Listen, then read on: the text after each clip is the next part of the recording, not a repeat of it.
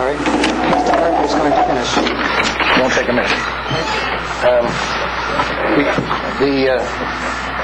I have some written for you, but I just wanted to say that anyone can see from the previous speakers that the legal objective underlying your entire determination of need process, namely the efficient, effective provision of, quote, adequate health care services reasonably available to every person within the Commonwealth, quote, unquote. Far from being served by determining that there is a need for Planned Parenthood's proposed facility, actually should be defeated by such action, for which reason we ask you to deny its application, and further, that its current permit be canceled also. Thank you. My name is Linda Adams. I've lived in Worcester for the last 10 years. Planned Parenthood has a history of injuring and killing women. According to Ken Strobel, in the March 9, 2001 Norwich, Connecticut Bulletin, 365 women have been killed in so-called safe abortions in the United States since Roe v. Wade. I will provide 4 examples with credible sources.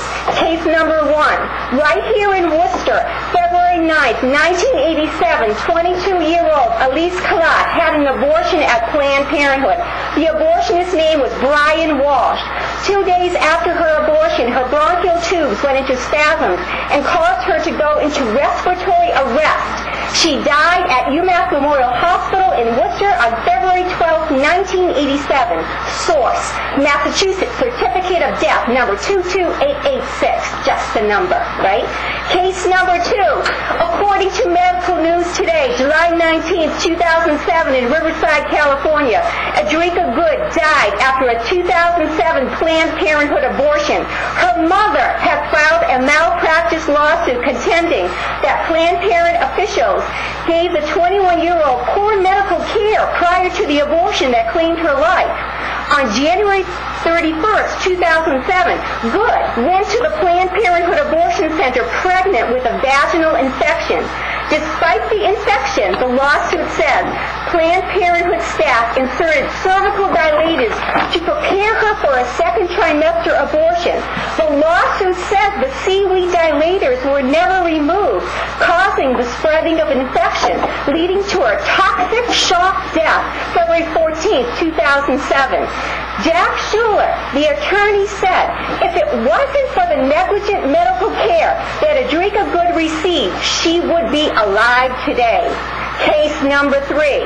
According to National Review, September 26, 2003, in Livermore, California, Holly Patterson, 18 years old, died after she received a lethal bacterial infection from the abortion drug she got at Planned Parenthood. Case number 4. This is not funny. According to Hispanic PR Wire, October 31st, 2006, in Huntington Park, California, Diana Lopez, a 25-year-old woman, bled to death after a Planned Parenthood abortion that punctured her cervix. Their lives are very important also, just as every single life is important in this room. There are many other examples of medical malpractice, but I don't have 3 minutes. I have not listed the hundreds of injury malpractice incidents and our lawsuits that are against Planned Parenthood. Wake up. If one were choosing a primary care physician, one would never choose a doctor whose malpractice record was as bad as Planned Parenthood's. Thank you.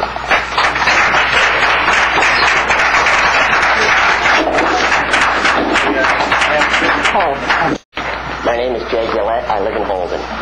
Planned Parenthood, by its advice and by its failure to make legally required reports to law enforcement or child protective agencies, has conspired with men who rape minor girls to allow these child rapists to dispose of the evidence of their crime, the unborn baby. Planned Parenthood's actions and inactions have facilitated the sexual and emotional abuse of minors. I will cite from reliable media sources, including Aborting the Truth by Jennifer Giroux, National Review Online, 11/29/07, Silent Partners by Lynn Vincent, World Magazine, 06/09/07, and Planned Parenthood's Unseemly Empire, the billion-dollar nonprofit by Charlotte Allen, The Weekly Standard, October 22nd, 2007. In 2007, UCLA student Lila Rose, wrote an undercover investigative story in The Advocate, the newspaper for the UCLA student group Live Action.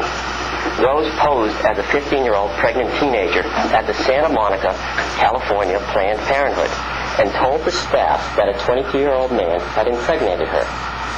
TP staff conspired to cover up this statutory rape and break California mandatory reporting laws when they assured Rose that if she said she was 16 or older, they wouldn't have to report the rape, saying to her, quote, "Figure out a birth date that works," end quote, in order to obtain the abortion and to avoid getting the man in trouble with the police. Rose taped the conversations and posted them on YouTube. According to a story in the New Haven Register last May 18, 2007, 22-year-old Devon Walker allegedly impregnated a 14-year-old girl 3 times in 6 months and was charged with second-degree sexual assault and risk of injury to a minor, according to police reports. According to the National Catholic Register, Planned Parenthood of Norwich, Connecticut performed all 3 abortions, but never reported any crimes to police, who only found out about Walker's child rape from the girl's mother.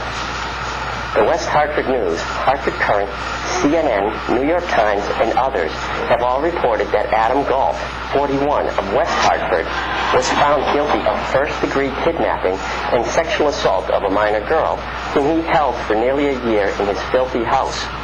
Galt impregnated then 14-year-old Daniel Erica Kramer and procured an abortion for her on May 1st, 2007 at the West Hartford Planned Parenthood. A month later, police discovered the 15-year-old locked in a storage space at Galt's home.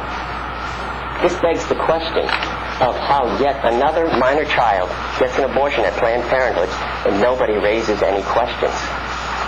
Planned Parenthood performs about 300,000 abortions per year in the U.S., gets about $250 million from the federal government and untold millions from state governments. No matter what one may think about abortion, episodes such as those above would turn most other charitable organizations into a pariah. Why not Planned Parenthood?